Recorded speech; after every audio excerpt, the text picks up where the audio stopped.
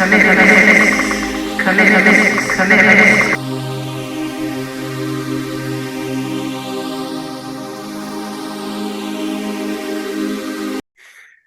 is Henry Chamberlain. Thanks for joining me again at Comics Grinder. I've got a real treat. I've got Danny Fingeroth, well known as an executive editor and writer at Marvel Comics, and also as a cultural historian.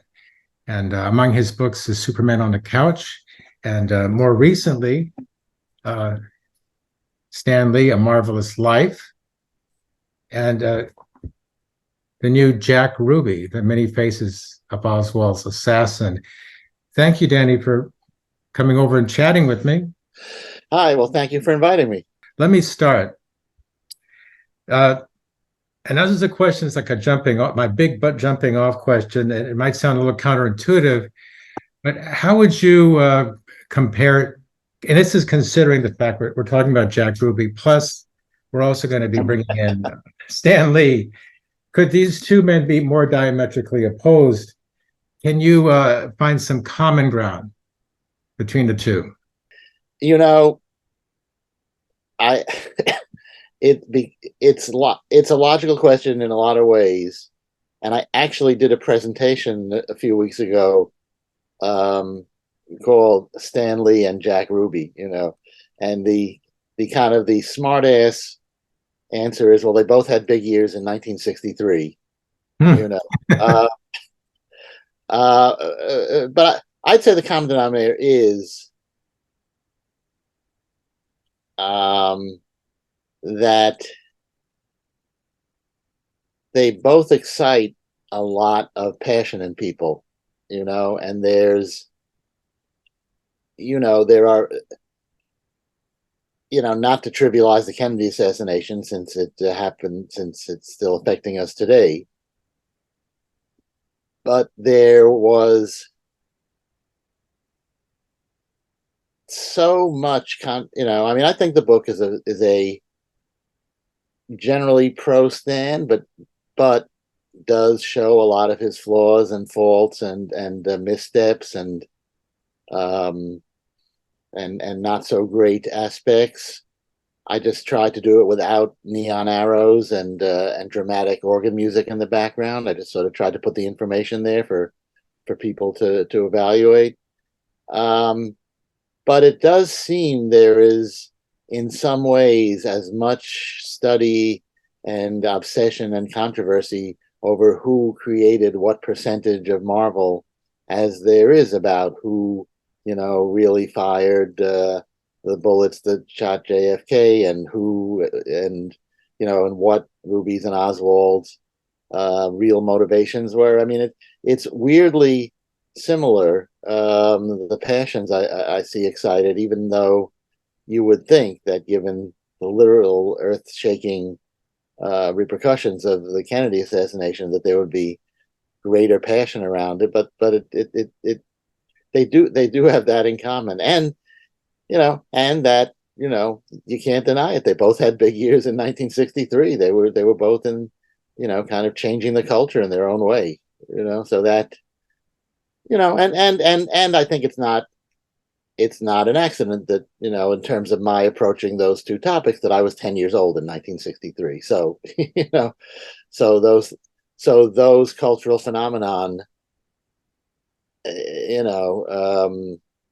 both impacted, my childhood consciousness in a big way.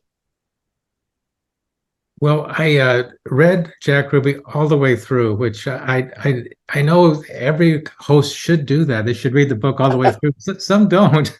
Imagine that, surprise. But I had the time, and I went all the way down to the acknowledgments, and so I discovered that you have taken the idea came to you over 10 years ago, you say. So I'm curious, what triggered the decision to do the book? Yeah, well, trigger is always an interesting term. Talking about the Kennedy assassination. I am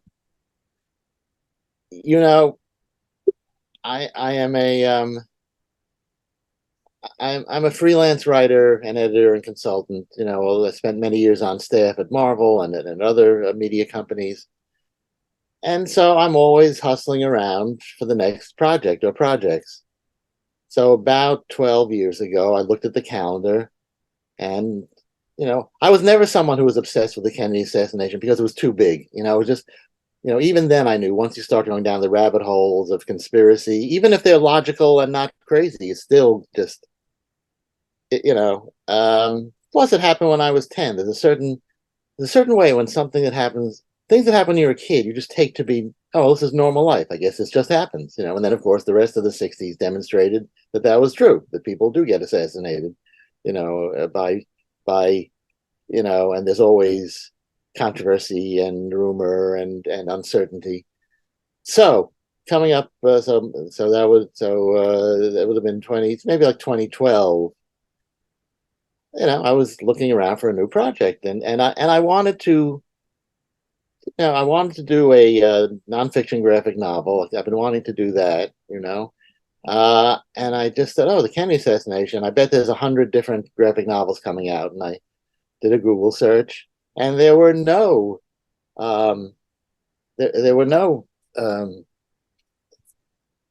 graphic novels. Turned out there was one other. There was Dan Mishkin and Ernie Cologne's Warren Report, but that hadn't been announced yet. So I went, boy, look at this. If I do something about the Kennedy assassination, I have the whole field to my, scenes, the graphic novel area to myself. Okay, well, so I started doing research. What's the Danny Fingeroth angle? And it jumped out at me pretty quickly. This crazy Jewish guy, Jack Ruby, who you say, kind of going back to your previous question, what's the connection between, is there connection between Stan Lee and Jack Ruby? And, one of the things I do is I work as a consultant to the Will Eisner Studios and Will and Ann Eisner Foundation. And part of that is my interest and obsession with comic creators of my parents' generation, and so Jack Ruby is of that greatest generation era too. So, comic creators in general, and specifically Jewish comic creators. So sort of a similar thing happened to Ruby. It's like, man, here's this guy almost nobody knows anything about except that famous photo of him shooting Oswald. And he's from the same Chicago um, Jewish ghetto that produced Supreme Court Justice Arthur Goldberg, legendary musician Benny Goodman, CBS President William S. Paley, a boxer named Barney Ross, who was Ruby's best friend, and Jack Ruby. So it's like, oh, it's like a greatest generation story gone horribly wrong. So the more I got into it, and then, there was, then it turned out there was this rabbi who visited Jack like 3 times a week while he was in jail for 4 months. And that guy ended up offering me a look at his notes from visiting Jack. You know the movie Weekend at Bernie's? Yeah. You know the actor Jonathan Silverman who starred in it? I don't remember, but yeah. And he's a sitcom star. His father was Jack Ruby's rabbi. Oh And my goodness. and the guy just died like 4 or 5 months ago. So so all this stuff, the intersection of my obsessions came together. So then a guy who your listeners or viewers might have heard of named Howard Zimmerman, who was the editor of Starlog magazine, and then worked. Right. I met him when after Marvel, I went to work for Byron Price, and Howard was a longtime editor at Byron's, and he was working and still is as a packager.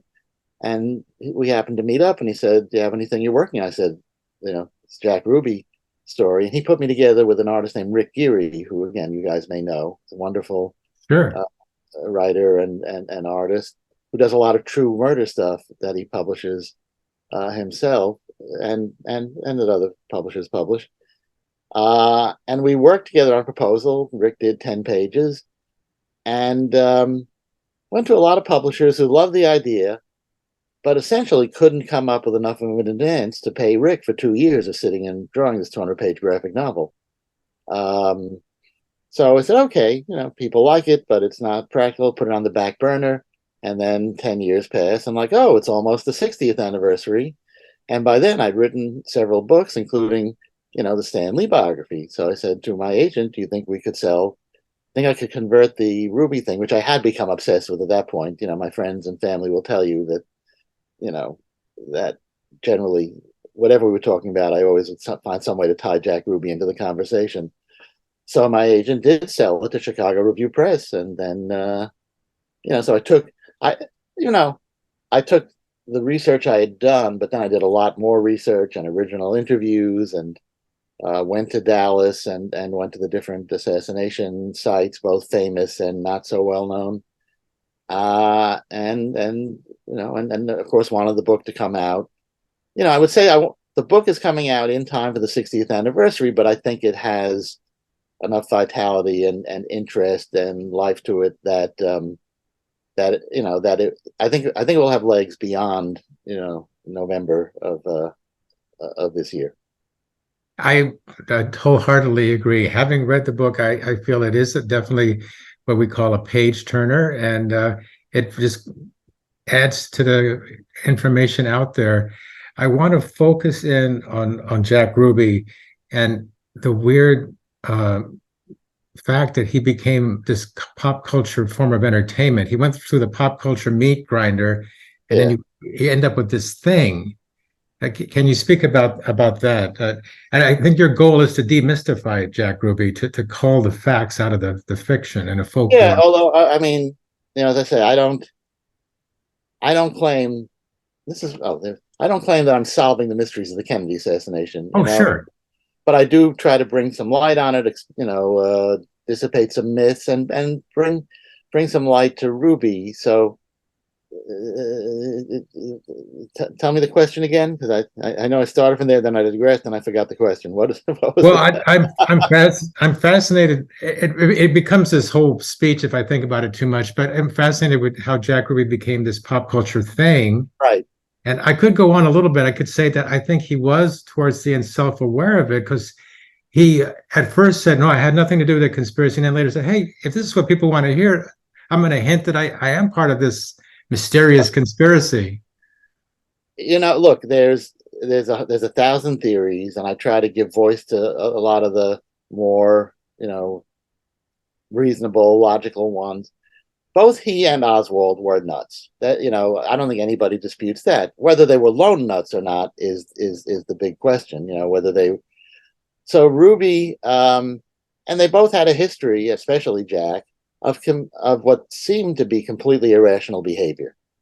Just doing stuff. He had a very quick temper and was very violent, and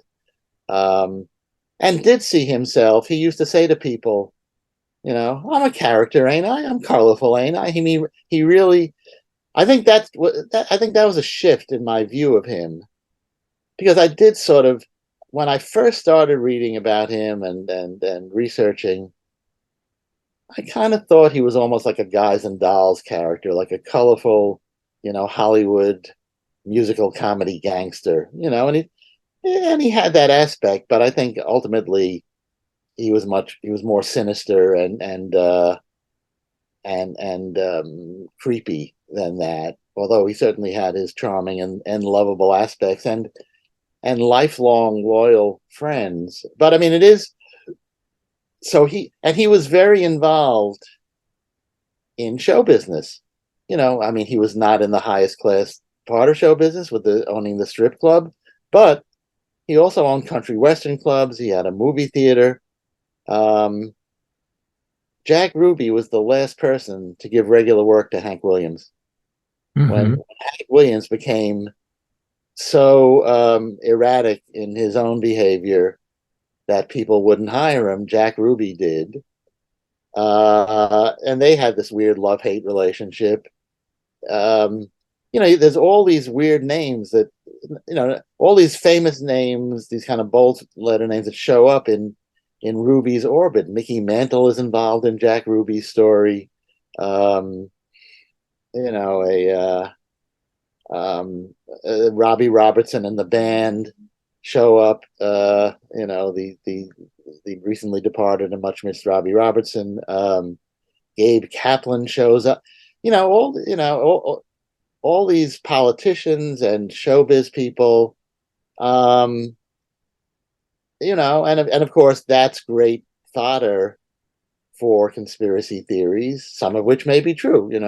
Ruby's trial was a circus trial. I hadn't realized that really till I, started researching.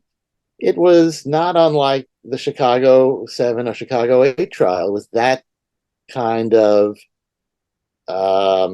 crazy trial with these flamboyant lawyers. The prosecutor was Henry Wade, who later became famous for Roe v. Wade. The defense was Melvin Belli, who at that point was probably the most famous lawyer. And, all and all sorts of crazy stuff happened during the trial. And then Ruby, but he's become a little sort of forgotten. Everybody knows the photo of Ruby shooting Oswald, and it kind of stops then. For most people, kind of Bob Dylan put a spotlight back on Ruby in that "Murder Most Foul" song on his "Rough and Rowdy Ways" album, and and then Ruby shows up in the second season of The Umbrella Academy, that takes place in Dallas in November 1963, which I think they did a pretty good job portraying him. I thought the guy. Mhm. There have been other fictional. So you're right. He's a pop culture figure now who was in the entertainment business, and so kind of curating might be too high class a word for Jack Ruby for how he handled his image, but he was aware of himself as I refer to him, at least in his own mind, as kind of the mayor of downtown Dallas. He acted as if everything that happened to Dallas, to the Dallas entertainment community, and to Dallas's Jewish community as sort of something that he was responsible for dealing with and taking care of. Well, I had a question, but maybe I'll make it more as a comment. If you want to say something about it, you can. But the title, "The Many Faces of Oswald Assassin," it comes through, and it comes through even more in the second half of the book when there's the trial, and actually, when he's making a case for a second trial, and he actually corners Earl Warren. Who does that? I mean, for him and he's been portrayed as this mild little mouse, a very gentle soul, and also a thug, and somebody who can command a room like he did during the Warren debacle. Right. You want to say something about that? I mean, And don't forget the other thing he did was he walked up and shot Lee Harvey Oswald at point blank. That's well, so he had these many sides where, certainly there's plenty of descriptions of, you know, he was nuts, I mean, or he was the world's greatest actor, or some of both, because there are people who portray him, a lot of people portray him, visiting him in prison, as like, huddling in a corner, seeing, hearing voices, seeing hallucinations, yeah. barely able to function. But then there are also accounts of him in the same period, including like at his Warren Commission testimony, taking over the room, and in the room are like armed guards. Gerald Ford, who, whatever you think of his, achievements or politics, was a football player.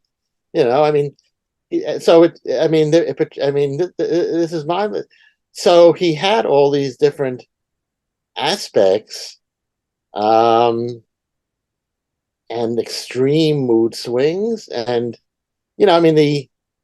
the one of the interesting, and funny, not in the haha funny way, but in just the fascinating things.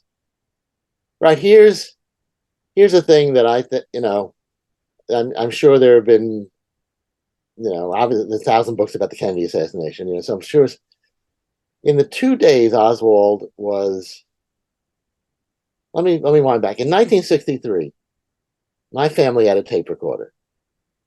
Probably half the people in America had some kind of family tape recorder in 1963. It was a luxury, but it wasn't a great luxury. It was pretty common. You know who didn't have a tape recorder in 1963? The Dallas Police Department. You know, in the and nobody there thought, oh, maybe we should go 2 blocks to the department store and buy one. Hmm. So there's no recording of Lee Harvey Oswald's 2 days of whatever was said, and which leads is fertile ground for all sorts of speculation about what was said, what was not said, what was planned, what was part of a conspiracy. What, on the other hand, Jack Ruby spent 3 years and you couldn't shut him up. You know, he did not testify. His lawyers didn't want him on the stand, but at every recess there would be a press conference where Jack Ruby would just blather on about whatever, and really consistently. And so just the opposite of with Oswald, there is endless stuff that Ruby said, much of it inconsistent, much of it contradictory. Um, so like I said, either he was, I think it was probably, but he's either the world's greatest actor, but you're right, he's his the different accounts of him by people, um, everybody discounts or reviles the Warren Commission report, but at least in sheer quantity, just the report, just the summary of the investigations is 888 pages. Then there are 26 volumes of material. Then there's the millions, and millions of pages that have been released, and in the years since, which is not enough for a lot of people because there's that like 0.5% of documents that haven't and probably won't be released. Plus, it's 60 years. The funny thing is, again, not how funny, but you know, if there was some kind of conspiracy, there's a lot of recordings of various people confessing or bragging about that they did it, but many of those people are not believed or marginalized, or so. Yeah, but Ruby himself was a fascinating character, um, with many personalities. I mean, in a way, you could trace it back. You know, what was said, how he reported it, was that he was dropped on his head as a child, and had over his lifetime many different blows to his head. His parents were crazy enough that I sometimes think that being dropped on his head means refers to like being beaten or abused by one or both of his parents who were his mother was institutionalized at various points, and his father wasn't that extreme, but he also was kind of crazy. So yeah, that's why Ruby makes an interesting subject for a book. There's a lot of fascinating intersections between history and how it melds it with pop culture. I think that what tops the don't you say aspect, which we can get into a little bit, is the Esquire magazine piece on Jack Ruby. It's a comic that goes over the 48-hour time frame of what happened when Jack Ruby first learned about the Kennedy assassination up to killing Oswald, drawn by Jack Kirby. Yeah. Yeah, do you want to say a few words about that? I mean, you can find it online. It's fascinating. And I mean, you say it covers the 48 hours. It covers maybe 10% of the 40. Jack Ruby, I mean, that's one of the arguments that's against at least Ruby being part of a conspiracy, is that his behavior was so bizarre in those 48 hours between Kennedy's murder and Oswald's murder. It's the exact opposite of, if you were a hired killer, you would think you'd go to, you'd bide your time, you'd clean your guns, you'd have a sandwich, and then you'd go do this. He did everything possible to call attention to himself. He, and so but yeah, there was very interesting because there's that 3-pager, and it's by Jack Kirby and inked by Chick Stone, who was one of Kirby's. Don't forget, Esquire had just done a bunch of stories about Marvel and about comics in the previous year. So they, Kirby was on their radar. I think I think Stan may have even recommended Kirby. I'm not sure. I don't want to wade into those. Well, I Mhm. do. I, right at this moment, I don't want to wade into those waters. However, everybody thinks Kirby wrote it, and there was an interview in the Jack Kirby Collector, but one of the Tomorrow's magazines, and where it was a reprint of an old fanzine interview, and somebody says to Jack, "Did you write that? Did you also write the Jack Ruby thing?" And he says, "No, John Berendt wrote it." Well, John Berendt was the author of the book Midnight in the Garden of Good and Evil. Hmm. And I got in touch with him and I said, he was nice enough to respond. And he did not write it. He was an editor at Esquire. So he gave me a couple of names of people who might actually have done the adaptation of the Warren Report for those 3 pages.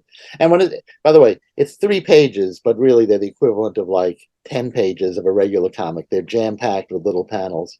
Sure. Um, so I contacted those people, and then the trail ran cold. So I don't, so as far as by his own statement, Kirby did not write those. But it's fascinating that exists. That even by 1960, this came out. I think part of the impetus for the article for the issue of Esquire, it was just after Ruby died, so um, it had an article that was the basis for what became an early biography of Ruby by Gary Wills and a guy named Damaris, and Ovid Damaris, I think is his name, and and that 3 pager and a lot of other stuff about the assassination. I think triggered, so to speak, by Ruby's death in January of '67. Yeah, no, obviously that's a fascinating intersection. I'll tell you an interesting thing, or you can decide if it's interesting. I'll tell you. When I was interviewed recently by the Sixth Floor Museum, which is sort of which is where the book depository where Oswald allegedly shot from, um, and they've made it into museum and study center, um, and so they interviewed me recently. They've interviewed like 1,000 or more people. Anybody who had a connection, not necessarily direct, obviously, but anybody who sort of was in the culture or of the culture or has written about it. And so when I was there doing research, I said, "Oh boy, who I bet would love to be interviewed would be Stan Lee, because who loved to be interviewed more than Stan." So but oddly enough, I put Stan's office in touch with the Sixth Floor Museum, and Stan did not want to comment. Which he did not want to be interviewed, which I thought was. I never asked him why, which I really should have. Um, Maybe he thought that being a comic book guy, he wasn't like a serious enough. I don't know, but he did not want to. He didn't want to talk about it for an archive, which I really even it's funny. I never maybe right after it happened. But I mean, Stan lived for another few years, and I was in fairly regular touch with him. And I never said to him, "Why didn't you want to?" Or if I did, I've forgotten the answer. But it seems, something about him. It's funny. The other, I knew that original Spider-Man musical was in trouble when um, because at one of their many opening days, they kept getting postponed. I remember saying to Stan, "So I guess you'll be in New York for the opening," and he said, "No." And I went, "Oh boy, there must be something going on that Stan Lee is not coming to be photographed on the red carpet at the opening of a friggin' Spider-Man musical on Broadway." Never mind the idea that, like, you know, I assume he was invited, but of course, Steve Ditko, who lived like 2 blocks away from the theater, also was not coming. So, but Steve was not a publicity hound in the same way that Stan was. Well, I think maybe the answer to his sensitivity is in your book because he was very sensitive about the "Don't You Say" magazine with JFK. He had to get that pulled away after the assassination. He said, "No, it's such in bad taste. Like, we can't have that." But that's one of those stories that I think it's one of those stories that makes a great story. As time Oh, goes on, I have my doubts about that because I've seen numerous accounts of the magazine being on sale and people offering it like on eBay. So I mean, it may both things may be true. Maybe Stan made the call and wrote the memo to try to get it pulled, but the trucks had already gone out to the newsstands. But it does that. I wonder about that. Like I said, it's a great story. And but you may be right. It may be, that doesn't negate Stan's depth of feeling about it. But I think if you look at the time frame and the way magazines were distributed in those days, so maybe there was some markets that didn't get it because Stan was able to, or Martin Goodman. But I've seen too many issues of that offered for sale to put yeah. 100% credibility in that story. So I had a couple of questions I wanted to throw at you about Stan Lee. I'm fascinated by how he cultivated, maybe some of it was a little bit of luck involved, cultivated his persona and position in pop culture. I think in the book, I think of in the book when you talk about his being on Dick Cavett, maybe that inspired him. Well, I'm going to give it a go. I'm going to try my own talk show. And as you say in the book, you describe it really. It's enticing. I haven't seen it yet. I want to see the darn thing. Can you talk about that talk show that he did, the pilot in '68? Yeah. Stan Stan was never shy, but he was sort of,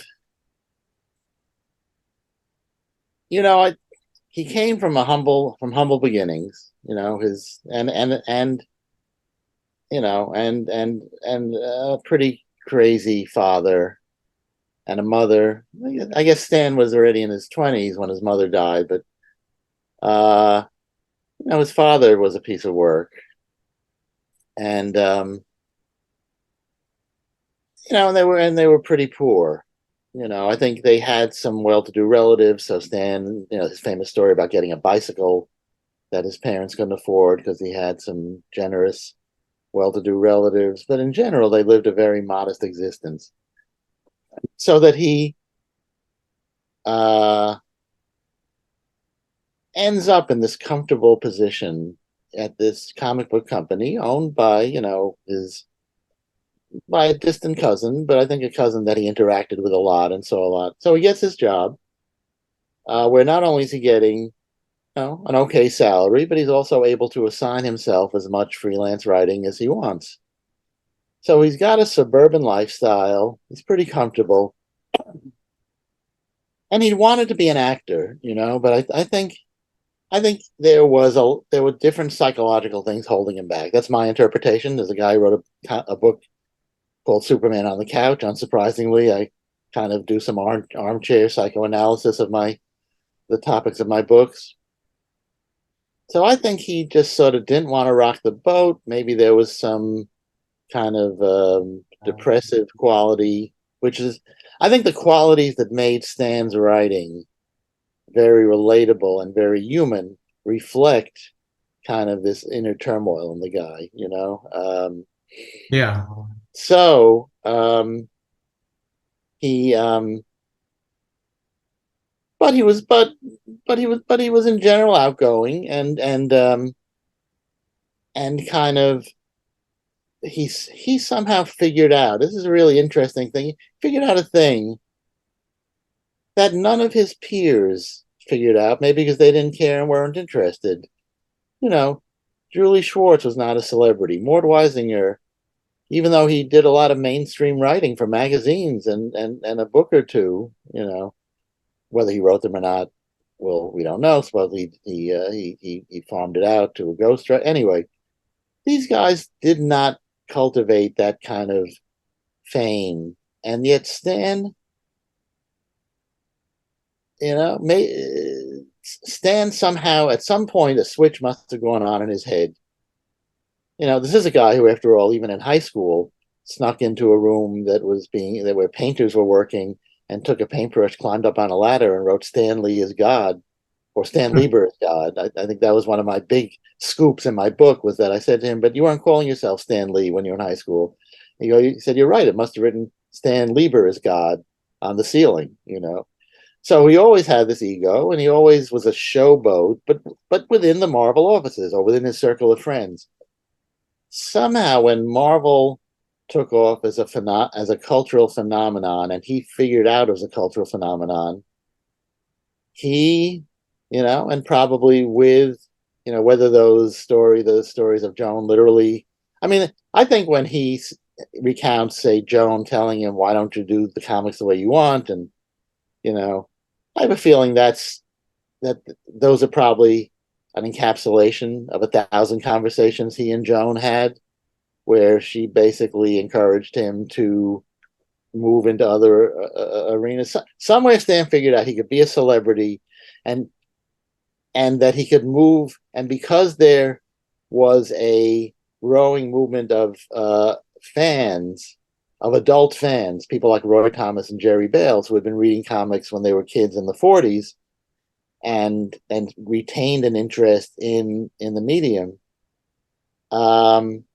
Stan figured out he could use this to he could connect himself to the Marvel phenomenon and ride it to somehow being a celebrity, whatever that meant.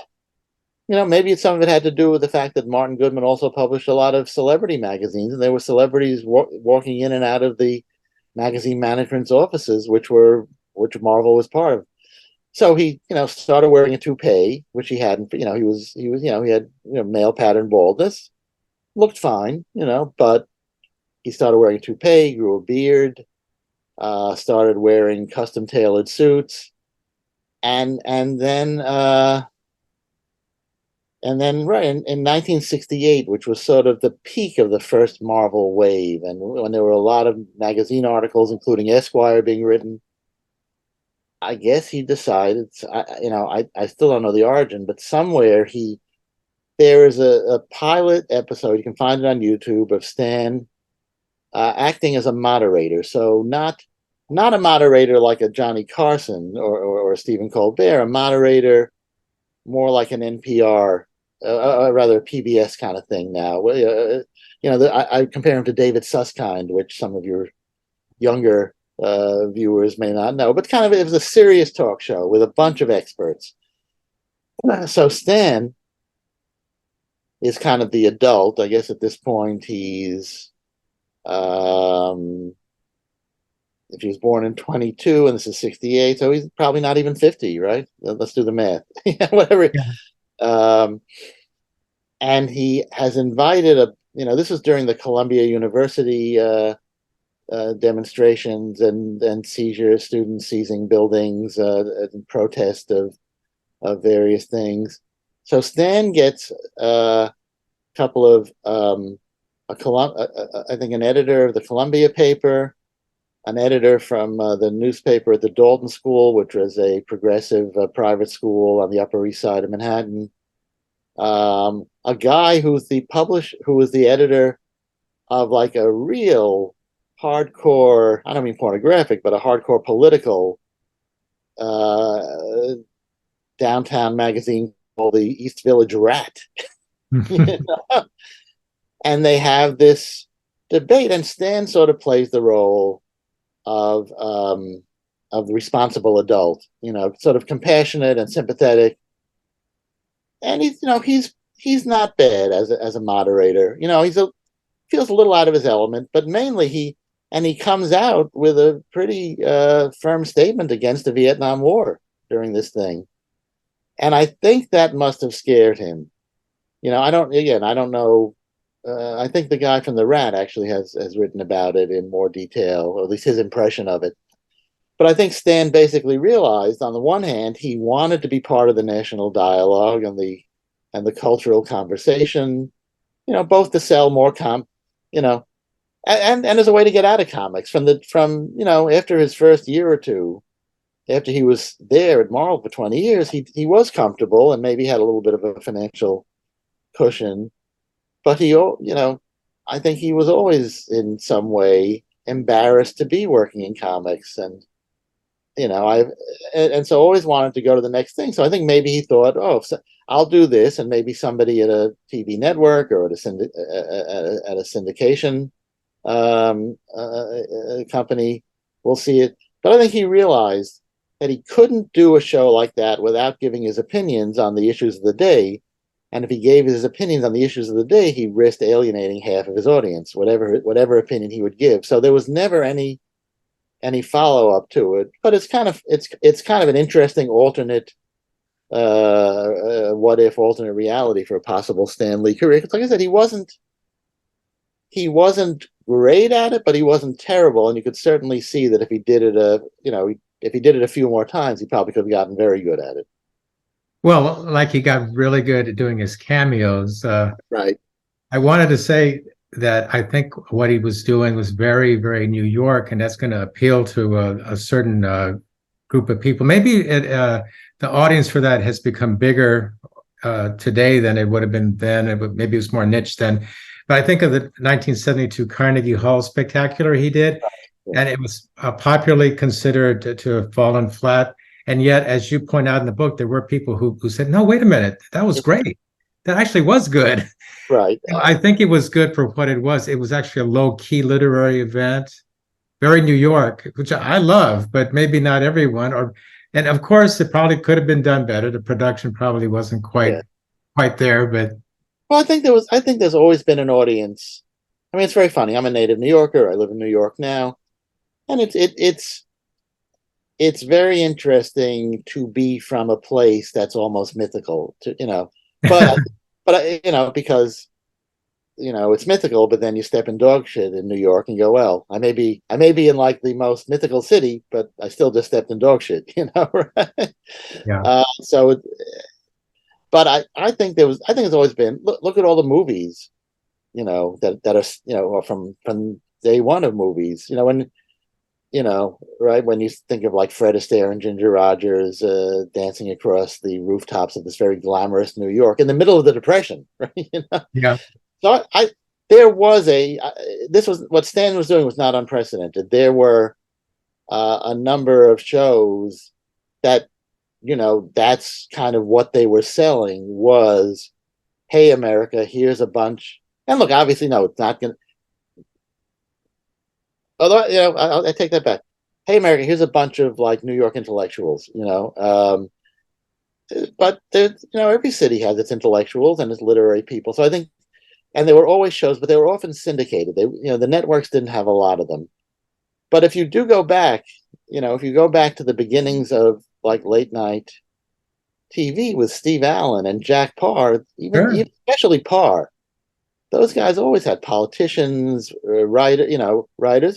They would have Borscht Belt comics and dancers and all the all that kind of showbiz, kind of glitzy, no brain, literally no brainer stuff. But they very often were platforms for people writing, important or books that were starting a national conversation. So I think there was precedent for that, and I think Stan, I know what you're saying. Stan is mostly known for his kind of glitzy showbiz stuff, and this was an attempt by him to do something. But so was those Stan soapboxes where Stan would occasionally comment on the issues of the day.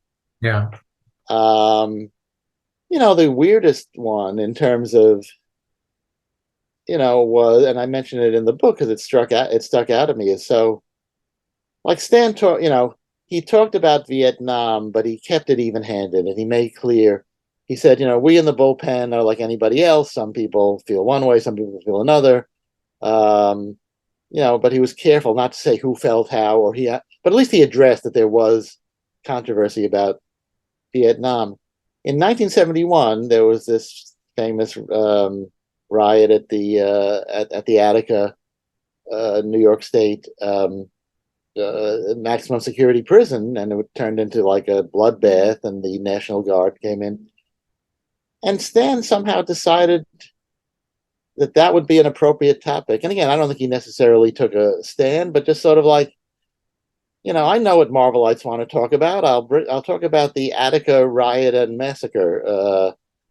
It was a very so he was trying in some way to bring himself into the national conversation, even though he also was very aware that he didn't want to alienate a part of his audience. So it was you could see him struggling with it in a way that he stopped doing at a certain point. I think maybe shortly after that, you didn't hear him comment on the issues of the day until later, until he was so old and so established that he was kind of bulletproof. That so then in his later years he would occasionally make statements about the issue, or at least say in interviews, comment.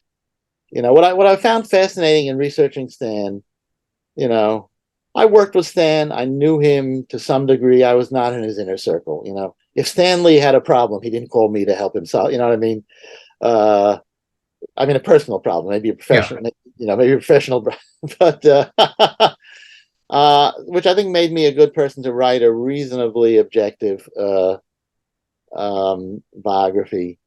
But I lost my train of thought there. Oops. That where was I? Uh, I can only say that you were saying that he was always trying to plot his next move. Yeah. Oh well. But at the end, so at the end of his life, he would make comments on, he would voice opinions. Oh, I know. So the thing that I found interesting about Stan, especially the more I researched him, or if you just go to YouTube and find a lengthy interview with him, public one, to find something with him on a convention panel that's not just 10 minutes, where it's a Stan would say everything at a certain point in his life in that kind of carnival barker huckster voice that we've come to associate with Stan Lee. But he would sometimes say serious stuff in the it would be like hype, hype, hype, unbelievably frank and honest observation, hype, hype, hype. And the honest, frank, revealing thing gets lost in the tone of voice. But if you were to look at a transcript of some of those, just those convention interviews, you can just, oh my God, I can't believe he said that in public, but he said it in such a jocular tone that most people didn't notice it. But there was this, I think, great, and maybe that goes back to trying to be a serious broadcaster with that pilot. Is that there was some real need he had to tell a truth, and his vision of the truth, and to be frank. And it's kind of fascinating that the guy did that.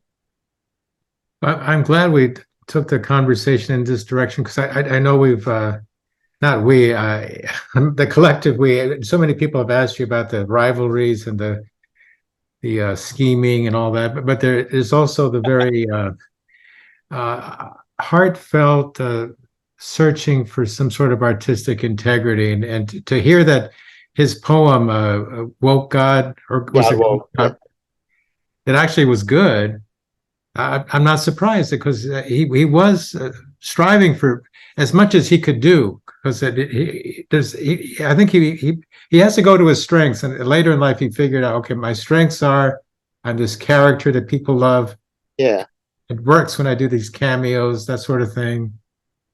And yet still, look, I don't know, I think his relationships with Kirby and Ditko especially were more complicated than people like to think. I think they, I think in, and that, I just think they were more complicated than just, Stan as as the scheming villain twirling his mustache, and and the other guys as 100% innocent babes in the woods. They'd all been around the block. They kind of, but like I said, they were complicated relationships. Yeah, I think he had that conflict that a lot of us have. Here's the thing that's challenging that I could do, but I might fail. You know, um, and here's this thing that's comfortable that I've had success at and that I'm getting paid pretty well for. How much of a risk am I willing to take? I have a family to support at a certain lifestyle that they wanted to live at. Um, yeah, to paint him. I mean, the funny thing is, when you read interviews or talk to people who love Stan and the people who hated Stan, don't describe a different person, Mhm. right? Just some people tolerated and or thrive. I mean, you could even say, and you could even say that Kirby and Ditko thrived creatively while working for Stan. They might not have been happy. They might have not have been doing what they wanted to do. Um, it might have made them feel frustrated in some way, although not. I don't think always. I think there was more affection in those relationships than people want to acknowledge. That then went away, but or at least got hammered. Um, but the stuff we're seeing in all those movies and TV shows, the best of them and the worst, but is still the fingerprints of the collaboration of those guys and Martin Goodman too. I think Martin Goodman still has a presence in I mean, literally there's a character in the Loki series called Timely, which is named after what was Martin Goodman's name. It was Martin Goodman's name for his publishing company, which his intention was to make people think it was Time magazine. That's why he called it Timely. Mhm. So, but so so if you think that those Marvel comics from the Silver Age were kind of the gold standard, you can't, there's some combination, and whether they loved him or hated him, what came out on the newsstands and what still survives today is the product of those complicated relationships. Well, I think you've been very generous with your time. There's so much more we could chat about. You're uh, digging into the weeds and going more into your career. Okay. I'm curious about your writing for Darkhawk because I'm a Marvel fan, but I'd never heard of Darkhawk. In the '90s, early '90s, I was so busy doing other things Yeah. as a young person trying to figure things out and career wise that and it's very common. People slip out and they slip Yeah. back into comics. But Me, was Dark Hawk for you an enjoyable ride? it came along at a good time. Um, I was editing the Spider-Man. I'd come back from being freelance for several years, and I had gotten the Spider-Man books back, which I had walked away from them in the mid '80s, and I thought, well, I'll never see those books again, especially because they were editorial royalty. So I figured people were going to be fighting tooth and nail. But through various circumstances, I got and the Spider-Man line in the boom of the '90s became like 17 to 20 titles a month that's Spider-Man related. It was a whole company of its own. And yeah, and then I became the writer of Darkhawk, which was always intended to be kind of Spider-Man for the '90s. Back when the '90s were just starting. So yeah, it was. I had good editors working with me. I had a basic premise that Tom DeFalco had written, and Mike Manley is and was a terrific artist. So yeah, it was great to be able to, like the Tom had written this kind of basic 4 or 5 page outline, which double spaced, which was the seed of the character, but it gave me enough room to improvise on it and add my own touches and make me feel very invested in it. And yeah, it was there's yes, comics is a ruthless business and there's money and But a lot of us get into it or stay in it to really give back. I don't want to sound too sappy, but it's kind of, and we're happy to make the money, but you kind of say to yourself, what I said to myself, especially with with characters like Spider-Man or Darkhawk, was what can I provide for a 12-year-old of today that I got out of the comics I was reading as a kid? What can I possibly do as, pardon the expression, as a service to my readers to help them have that kind of experience? And so then you get in this, if you're lucky, you get in this zone of living in that world of the characters and all the office politics and all the money and all of this and that. And you just go, I'm writing this for 12-year-old Danny, who, for better or worse, is never very far away. Mhm.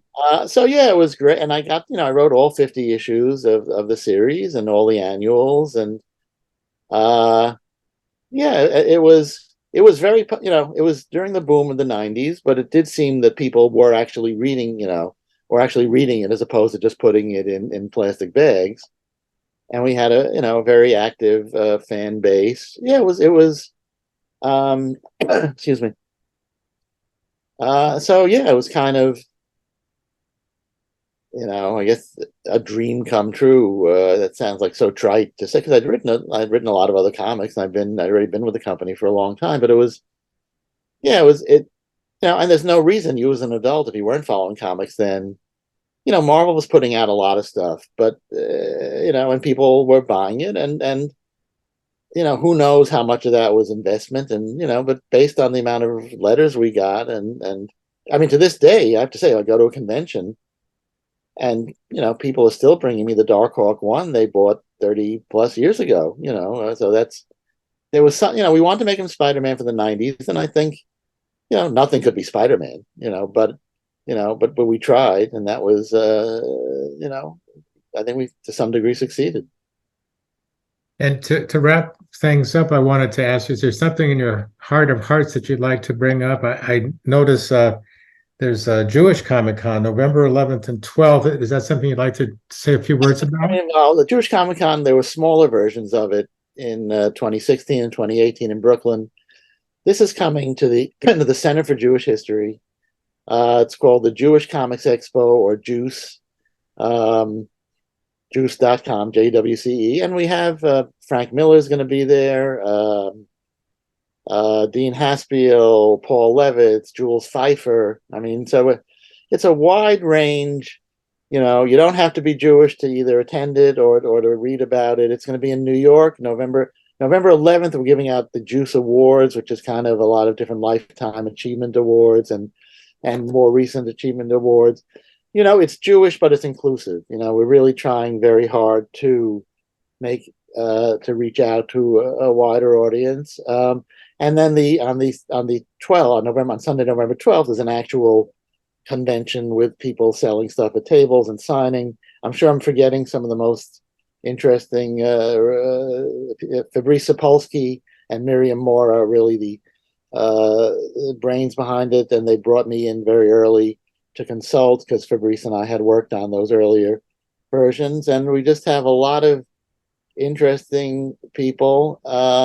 So if you're in the New York area, certainly I'd say, come on by. If you feel like getting on a plane and coming to New York, that's good too. But it's my obsessions are Jewish comic creators, Jewish oddball pop culture figures. And so this is it promises to be an interesting and exciting event. There is one other thing I kind of wanted to mention just as a footnote that, maybe because I keep drinking water and clearing my throat. If you enjoyed hearing this, imagine audiobooks read by me. Well, I've done audiobooks on Ruby, on Stan Lee, and on two of my earlier books, on Superman on the Couch and Disguised as Clark Kent. So, I just wanted to throw it in because they exist, and some people, apparently the audiobook business apparently is as large as the as the print book business. And Yeah. I've had people, although one thing it did abuse me of. I used to think I didn't have much of a New York accent, because I'm a fancy Manhattanite, but apparently I've had compliments especially on the Stan audiobook where people say, "Oh, it's really great, especially Danny's authentic New York accent." Well, I guess so anyway, but so that's wanted to mention that exists for people who you won't have any fancy Hollywood actors. You'll have me. And by the way, if you want a new authentic New York voice for your audiobook, Danny at DannyFingeroth.com. Well, yeah, that actually makes a lot of sense. So there is, I would get both of these books. I would definitely get both because they make sense together. They do in a weird way, don't they? Well, Thank you so much, Danny. thank you. This was great. And thanks everybody for watching.